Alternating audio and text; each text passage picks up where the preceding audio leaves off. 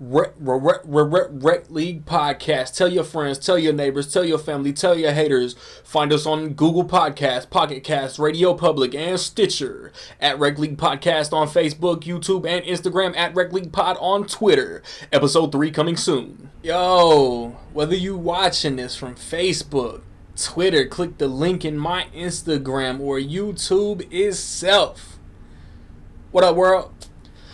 I just saw the Happytime Murders. It stars Melissa McCarthy, Bill Beretta, Maya Rudolph, Joel McHale. I forget the dude from The Office name. Darian Davies is one of the puppeteers. Elizabeth Banks. I'm forgetting the puppeteers off the top of my head. It's directed by Brian Henson, world-renowned famous name, son of Jim Henson. And again, I know he's directed some Muppet movies. I'm not sure which one. If you want to get a shout out in my review of, let's say, Peppermint, because that might be the next movie I go see. This is the last movie for this year, for this summer, that I want to watch. Unless on the fly I randomly go see something that I'm not expecting. Stay tuned to the end of the video to figure out how you can do that. PI, private investigator, Phil Phillips, a puppet. In a world where puppets are looked down upon because they're puppets, and humans are uncivil and unfriendly toward them, and puppets from a popular TV show start getting picked off, the Happytime Gang. And Melissa McCarthy, who was once a partner of Phil Phillips, is forced into a situation where they have to solve the murders of the Happytime Gang. The Happytime Murders. There you go. You know what, man? In the vein of Ted, Sausage Party, this is a movie that looks like it should be perfect for kids. It's definitely not. There is language.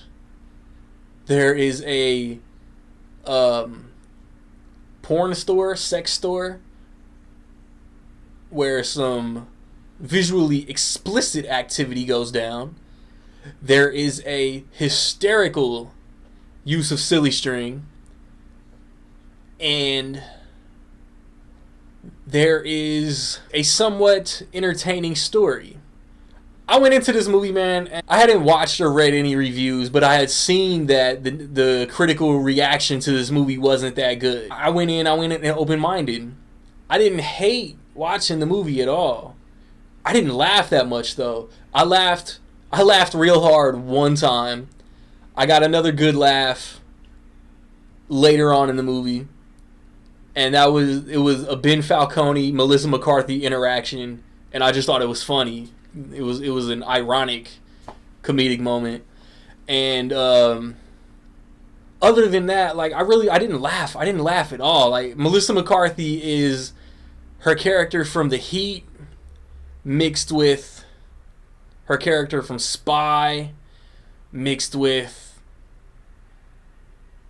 I don't know, she's a tough cop and talks mad shit, and she does the typical Melissa McCarthy shtick. As a fan, I like her, but her last few movies have not been that funny. I feel like in my Life of the Party review, just like 3 months ago, I think I said it's an enjoyable story, but I didn't laugh that much. And same here. I feel like her comedy just doesn't hit unless she's with Paul Feig. Like, I enjoy everything that Paul Feig's done. The Heat is hilarious. Bridesmaids. I enjoy Ghostbusters, and Spy. Spy might be the best movie they've done together. And I swear I've no evidence to support this, but I would not be shocked if she had some kind of cameo in A Simple Favor. The puppets were cool. Like, the writing's not that sharp. they go more for shock value, like, oh my goodness, I can't believe puppets are doing this. Muppets, if you will, because I don't want to tie the Muppets franchise with this movie or Sesame Street with this movie, but you can't help but make the comparisons. There's no famous characters in this movie. There's like one or two lines referencing other franchises, but like every comedy does that. Like the story is good enough. I mean, it's like Bright. It's with humans, orcs. One of them happens to be a cop, or the only cop on the force. And it's controversial, and the human is forced to work with the other species. It's almost identical to Bright. Like I said, I laughed some. I feel like the writing was lazy, and shock value was substituted. And they literally, before I almost forgot this, I would have kicked myself in the ass had I forgot to say this. They literally stole jokes from Wayne's World and Hall Pass.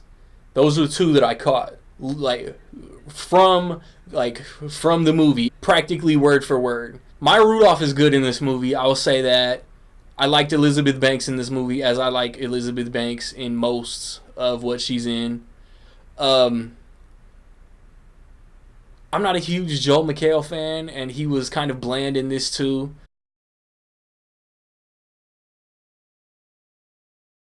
So with all that being said, man, in my opinion, I will say that the Happytime Murders is almost solid.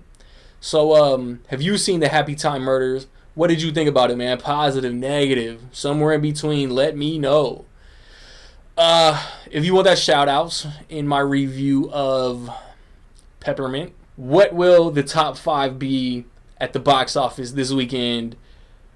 Be the first to guess correctly before noon Central Time Sunday, and you will be shouted in my next review of a movie. Hope you guys are watching and or listening to the Rec League podcast. 2 episodes in the can. Episode 3 on the way. I've recently posted reviews of Mile 22, The Meg, Christopher Robin. I feel like I saw something else the same weekend as The Meg, and now I can't remember. The Spy Who Dumped Me, Mission Impossible, Teen Titans Go to the movies. I want to see Peppermint the weekend that comes out, and the weekend after, I believe, is A Simple Favor and The Predator. Rec League podcast coming soon. Like I said, movie talk on my 5 favorite movies of summer coming soon. NFL prediction video coming soon. Be on the lookout for it all, man. Like, subscribe, comment. Find me where you find me, man. Don't know where to find me. Watch these credits.